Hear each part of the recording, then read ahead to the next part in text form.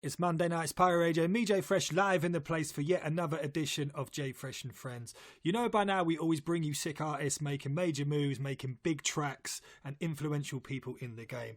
So right now on the phone line, because that's how we do interviews these days, I've got an artist who doesn't play no games. He's ready to take this shit to a whole different level. We're talking about CASHH. What's happening, brother? Yo. Hey, I love that intro. That intro sounded proper. How are you feeling out there, man? I can't see you during this phone call. It's just a phone call. So explain to me your settings and where you're at right now. All right. So right now I'm sat right by my garden door. I'm seeing the sunshine. It's reflecting upon me. It's hot. Today's a hot day. Long story short. I'm feeling the vibe. I'm feeling the sunshine. The sky is looking blue. I got a glass in my hand. I'm having a little sip of some water. Wow. And that's the vibe.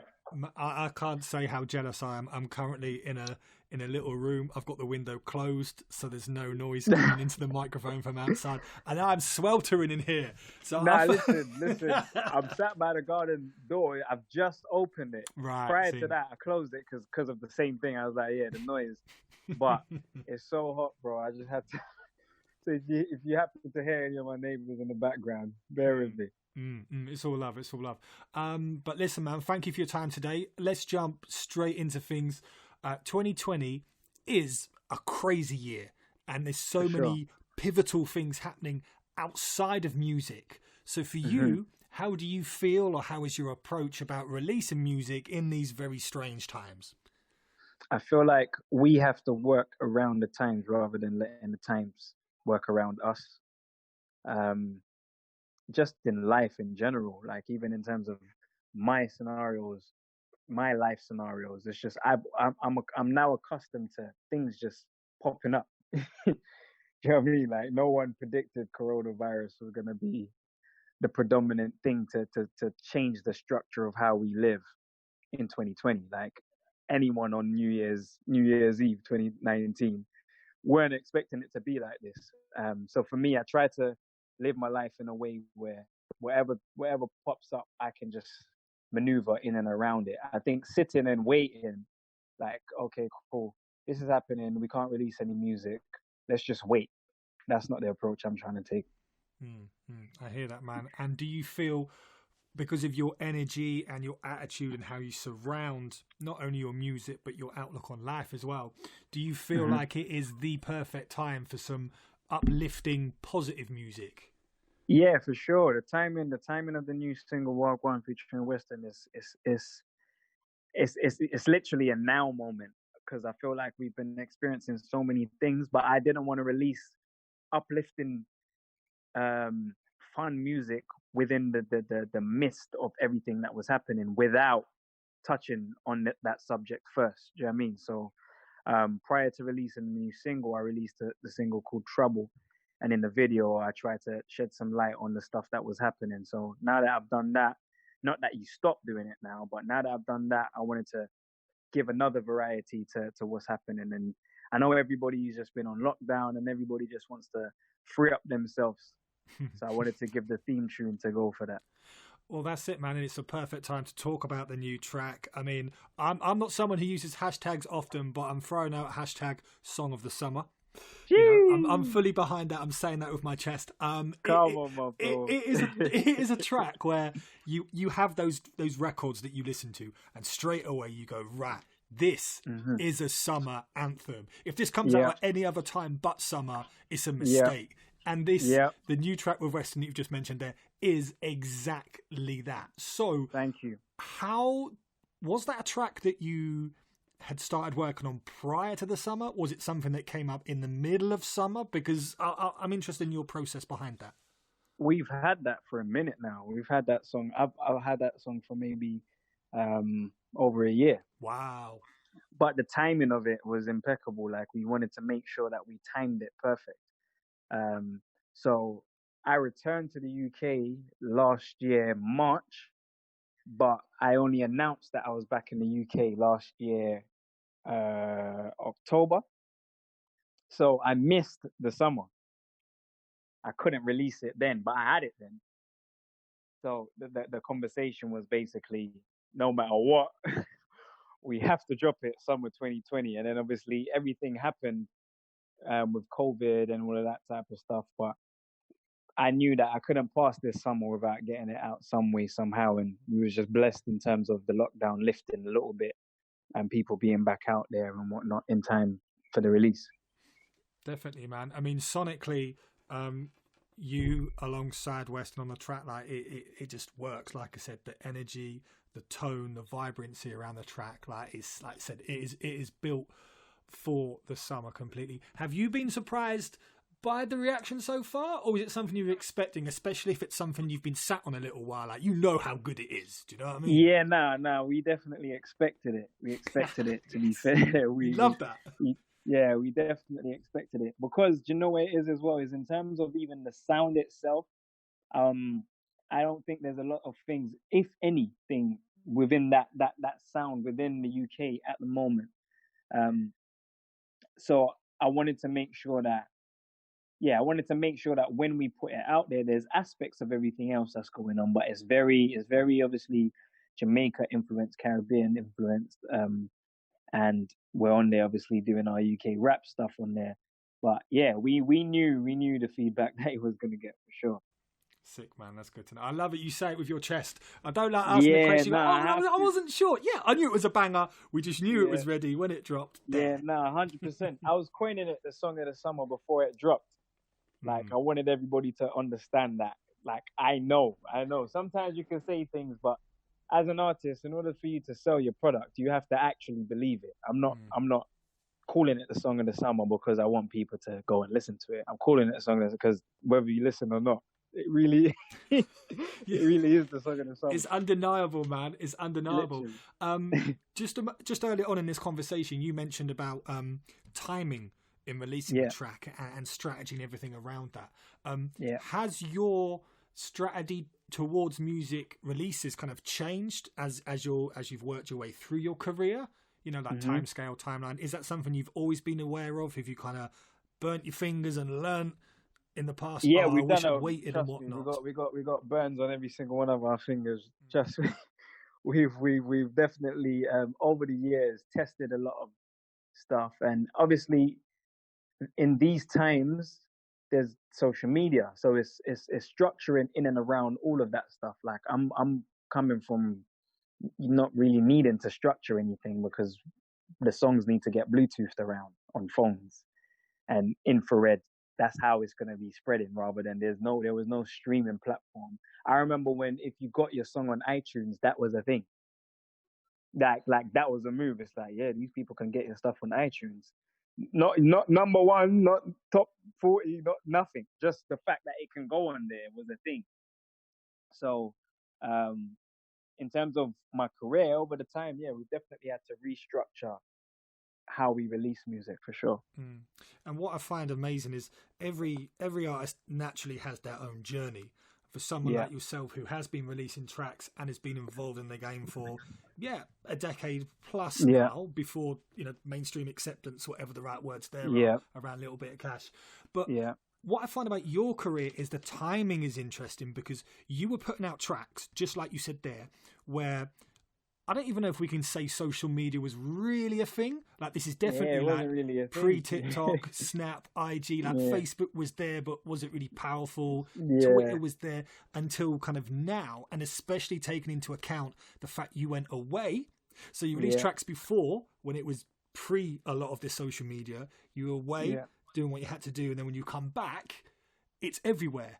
If you haven't got, you need the TikTok numbers. You need those influence. So for you, how much of a challenge, or how much you've enjoyed that aspect of how, that has changed massively within your career's kind of time span? Do you know what I mean? Bro, I'm still in the middle of that. I'm still processing all of it as we speak. Trust me. Like, I understand it. I get it, to an extent, but I don't fully, I haven't mastered that side yet. Like, I'm doing a lot of burning fingers in terms of that side of stuff, like the TikToks, all of that. I'm just now getting on that side of stuff, making sure that the music and the stuff is being pushed over that side. But yeah, it's a journey, man. It's a journey that, do you know where it is? I feel like for me as an artist, I have to figure out how to play ball while remaining integral. It's like if tomorrow the next thing to do is to just, I don't know, there's some app and it's just crazy and it's just not within what I am as a person or as a musician. I can't do it. Do you know what I mean? So even in terms of the TikToks, like I'll tell you right now, I've seen some challenges on there I won't be doing. I won't. I just can't be doing it. But some of them, they're fun. I could take part. I could make my own challenges and all of that type of stuff. But yeah, it's figuring out how to remain integral, but not trying to be this old uncle. I mean, it sounds, from the way you're approaching it, it sounds like you're not scared. There's no hesitation there about not jumping at in all. and embracing, which is really important, I feel. Yeah. But I do feel that, like you said there, not being the embarrassing uncle is, Yeah, I'm going to use especially because I'm not the embarrassing uncle's age. Like, I'm still pretty young. Well, with your permission, I'm going to use that as a soundbite from now on. Whenever anyone says anything, I'll be like, that's just embarrassing uncle. But, you know, for sure, you got it. Thank you, bro. But it is so important, and this is the discussion I have with a lot of artists at different stages in the career. When you've been in it for a while, you have to evolve and adapt and embrace new trends and technology. Otherwise, you do become dated. But it is a fine line to not overstep into. This is too much now. This just doesn't work for you. You can take elements of it, but yeah, I mean, we saw in lockdown a lot of dance challenges and whatever, which a lot of stuff went crazy. Because you know what it is? It's a difficult place to be in, especially if you're somebody who you've been around from the previous era, because your core fan base, they're gonna be used to seeing you in that light, right? And the new ones that you're trying to get, they're not necessarily your core yet. They're just people who they've come across your music. They haven't bought into you yet. So as much as you can do things to grab their ears, if you lose your core fan base to somebody who you don't even have yet, you're done. You understand? You can't. It's not worth it. So you have to figure out how to walk that rope. But like I said, man, it sounds like you're really attacking it the right way and embracing it, which is really positive to see, because a lot of people do struggle with that, I feel. And a lot of people find that difficult. But a good word to maybe attach to what we've just spoken about is kind of acclimatization. And getting used to your new territory, new terrain. So I feel like we can also apply that to yourself when you went to JA and then you came back. I mean, you're still a young man, but you were an even younger man at that time. So when you came back to England and it was reacclimatizing yourself, not just to where you were living and old friends and who you're surrounded by, but also the world itself had changed. How challenging was that for you? I'm pretty savvy in terms of like whether that's through the technology side of stuff or just keeping my ear to the streets with whatever is new, whatever is happening, whatever is trendy. So it wasn't a major shift for me. So throughout the 5 years, I wasn't on the front line, but I was pre in everything that was happening on the front line. So for example, me returning to England, I had all of the sounds and songs that I was ready to release upon my return. But being here, I'd realized, okay, cool, I've got to work backwards. I have to work to those songs. I can't return with those songs. Do you know what I mean? Like there's a few things I've had to basically restructure around. It's like, it's not that they won't like these songs. It's not that they won't understand these songs, but I have to build their ears to that. Because if you're hearing me for the first time, especially after spending 5 years in Jamaica, and the first song I've put out is Wagwan, you might now think, he can't rap anymore. Like in terms of his bars that we know him for, like rapping, no song, just rapping on a freestyle. So I had to structure that. It's like, how do we make sure that they, at least the first thing to do is to at least let them know that I can still do what you know me to do. And then slowly but surely introduce them to the other sides of things that I've been blessed to add to my repertoire. Yeah, man, that's a sick way of looking at it. I guess I never really, and it's the benefit of doing interviews like this, I never really considered it like that. That you've just said you can't come straight in with this particular style because some people are like, oh, right, you're over that way now. You've almost literally. It's like yeah, but it doesn't like. In fact, I literally still get it. I still get like old fans like, yeah, I want to hear some old Cash. I want to hear the old Cash. And that's with me. The reason why they're saying that is because every song isn't a freestyle. That's for 10 minutes of me just rapping. rapping. Yeah. But that's part of your growth anyway. And I think every artist historically, I remember there's an old Jay-Z quote on one of his albums. I mean, he's done 1 million albums, isn't he? But saying like, if you want my old stuff, just buy my old album, innit? So exactly. But that's the funny thing is I've never done that. I've like, if you go through the course of my career, I've never had a time where I've only released one type of music. So I feel like whenever anyone says that, like, bro, I want the old Cash or anything like that, I usually ask them, who's the old Cash to you? That's a question. Because depending what era it is, at they what have era a different did you interpretation. Jump in? Yeah. Do you know what I mean? Like, what era did you jump in? Because that's important. Because I have people that will say to me they want the old Cash, and I promise you, it's older than what most people think. Like, I'm talking back in the day. So, yeah. No, it's good, man. It's good. And as we're on that subject, when you did step back in, and especially step back in musically, obviously there was the rebrand that was well publicized. Was there any kind of you strike me as a very positive person, and someone who can kind of handle the obstacles that come up and navigate them in the good way. Like, was there ever any anxiety when you said coming back in, or you thought, right, I'm gonna have to use a few tracks almost as like transitional tracks to kind of steer people towards my new sound? Or were you just like, I'm here, I'm doing my thing, this is my plan, if you get it, you get it, if you don't worry about that? That was literally my attitude, bro. Yes. That was literally, if you ask anyone, that was literally my attitude. And whenever anything popped up, like, yeah, but they might not understand, you know what? Well, if they don't, they don't. Because at the end of the day, I feel like you need to know what you want for yourself, man. Yeah. And if you can't please everybody in one go, then you certainly can't take advice from one person. So if it's going to be a case of you listening to 20 opinions, and every single one of those 20 opinions are different, follow your own one, man. Do you know what I mean? Follow your own one if you actually think that's the one to go with. Do you know what I mean? I think you can take bits and aspects from everybody's opinion, but if everyone's opinion is different, then you'd always bet on your own, basically. So that was my thing, for example. But it's also not being ignorant with it. Because, for example, like I said, I came back with songs that I wanted to release, but it's through taking advice and listening and paying attention to opinions based on facts. So it's, okay, this is a sound that's running within the UK. This sound hasn't happened in a while. Now, to me, I look at that it hasn't happened in a while as an opportunity to make it happen, whereas other people will view it as it's dated. So it's figuring out a way how to do what you want to do, but still, like I said earlier, still playing the game, basically. Because I don't know if you've realized, in the last few years, there's been an influx of sampling old songs. Oh, God, yeah. Yeah, that's what I'm trying to say. It's like everybody just samples. It's like there isn't any original content. It's all a sample of something that was here before.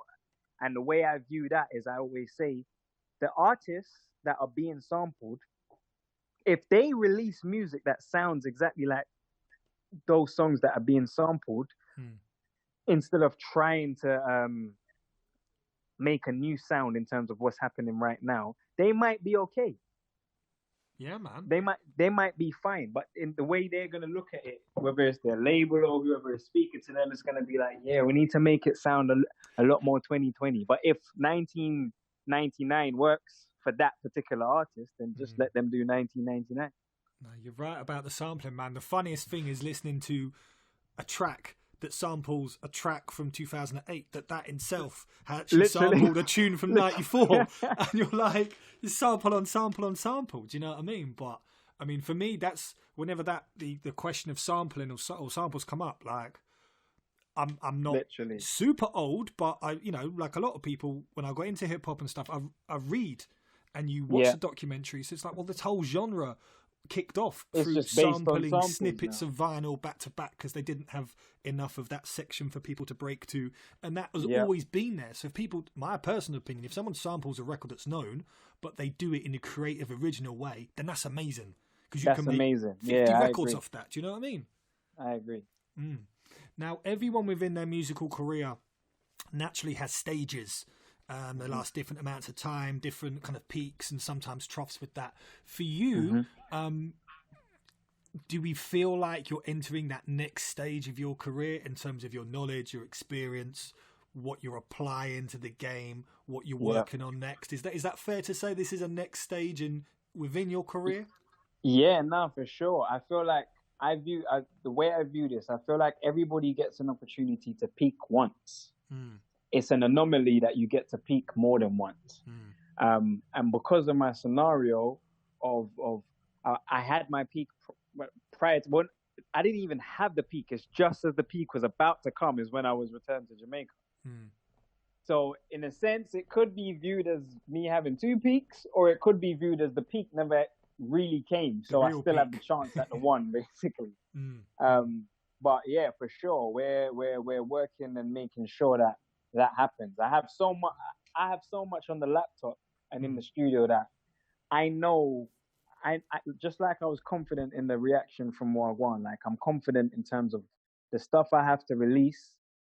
I know where that's going to take my career to, God willing.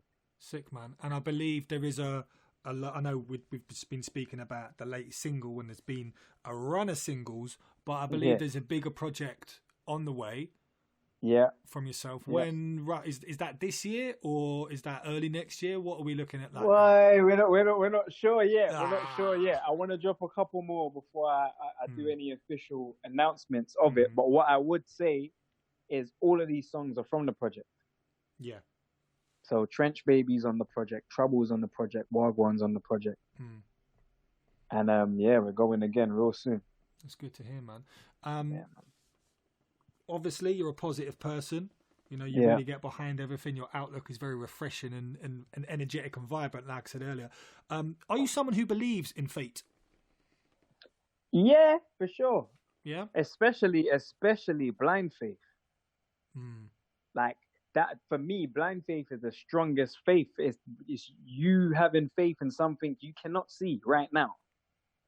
Like, I knew within my scenario, like literally as I was being removed from the UK and I was on the plane, now going to a country that I didn't have any memories or any links of, or any great memories of. It's mad. I knew when I returned to the UK, I knew exactly what it would be like. Not because anyone told me or I had any major label situation and there was going to be 200 grand pumped into my return. I just knew what it would be like. And that's blind faith. So yeah, I'm definitely a believer of faith. Definitely, man. No, it's good. It's strong to have. And again, I think you've kept so much energy and positivity around what happened and when you went away and come back. Like, you could imagine some people come out of a situation and that maybe they couldn't do music or they were quite, and understandably and justifiably like bitter about things because they were like, this is really cut into me, my plan, but yourself, like that mental strength and strength of character. And, there's that cliche that you only really learn about your strength of character when you're put in very difficult positions, and it's how you handle that. So, has the mental health, because that's something that we're a lot more aware of now, especially within music, especially as men. Is that something, a strong mental health, kind of always been there for you? Or is it something that life has enabled you to kind of improve? Do you know what? I feel like inevitably, going through what I went through, I definitely had my times where it was difficult for me mentally. In terms of keeping a positive outlook and just trying to be as optimistic as possible and have strong blind faith, all of that was the recipe of me being able to cook what I can cook today. I wouldn't be able to do if I had any time where I never had music on my mind during the 5 years I was in Jamaica. I might have returned with like music. I'm not sure, but I kept going. I kept making sure that I made it, and I tried to never put myself in a situation where if I was having a down day or I felt some sort of like pressure from everything that was happening, I tried to make sure I never stayed in that place for too long, because I always had in the back of my mind I might not be able to get back from this. So if I just try to be as optimistic as possible for as long as possible, um, I'm training myself in how to be. I'm not lying to myself. Like, it's a choice. If I want to feel good today, I can't just say feel good. I have to listen to the music that makes me feel good. I have to eat the food that makes me feel good, cook the food that makes me feel good, watch what makes me feel good. And all of these things are just practices that I did. And I thank God, man. I'm very appreciative that throughout that whole time that I had, I'm able to return on this side, knowing that I'm not in the best mind frame possible, because when you go through something like that, it's going to take time for you to readjust and make your mind in the best place possible. But it's not in the worst place possible. Well, it's really good to hear, man, and all the bits that I've seen from you and seen you online since your return, like said, the energy, which I keep bringing up in this interview, but like the energy, the positivity, the very mature outlook is there, which is great to see, man, because I feel like not just major label wise, but it's a question that a lot of people have put online recently, especially perhaps in the last few days around, maybe Wiley and other people doing their thing, but like, why do major labels or these management companies, why do they not have an area of counselling for the mental health or mental health? And it's well documented that the music industry can be very challenging, and you need to be cut from a certain cloth to really go through it. Everyone takes an L at some stage. It's can you come back from it? Do you want to come back from it? But I feel like that's an area that's massively overlooked. What about yourself? How do you feel about that? I feel like that's very imperative, man. I feel like that's so important. I can't believe that's not something that's already in place. I've never really been in like a major label situation for long to know what their infrastructure within their buildings are. But finding out that they don't have that, it's a bit concerning. And it's fine. Like, if you didn't have it before, it needs to be there now, though. Do you understand? Like, whether or not all artists are open to speaking, I guarantee you, just them knowing that they have that outlook there, whether to speak to, because it's not always people that we speak to on a daily basis. That's why a lot of men don't speak, because it's like, I don't want my brethren to judge me, or I don't want my cousin to judge me, or my brother. Do you know what I mean?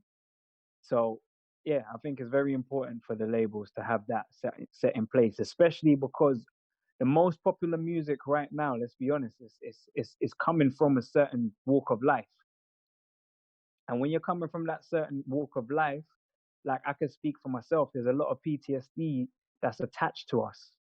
Like, you understand? Like, I haven't been active in the streets for years, but I'm still now a big grown man, still having to make sure that when I'm going somewhere, I have to make sure that I orchestrate it in a way to be the safest route as possible. You understand?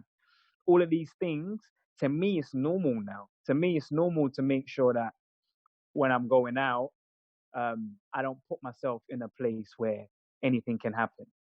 Like, that's normal, but it's not really. No, I hear what you're saying, but I think, and this is to anyone listening, it isn't about, throwing some jabs at major labels or anything, because if you're in that situation, obviously there can be some wonderful benefits from that. But I see it as wider. It's a term that is often used outside of music, but it's safeguarding. It's duty of care. And it's having some impartiality there as well, because as again, something when an artist is unhappy with a record label or a deal with a manager or whatever, it's because they've taken advice from or guidance or steering from somewhere that they feel is impartial, but it is not impartial. And if there's nothing around to direct you in that way, I'll say maybe get a second opinion, or like I said, maybe get some support or take some time out. And dropping records and hitting targets and whatever is very important, but it's not the most important thing in your life. It's not the most important thing. Remember, especially from a major label's perspective or a management perspective or whoever, the artist is the asset.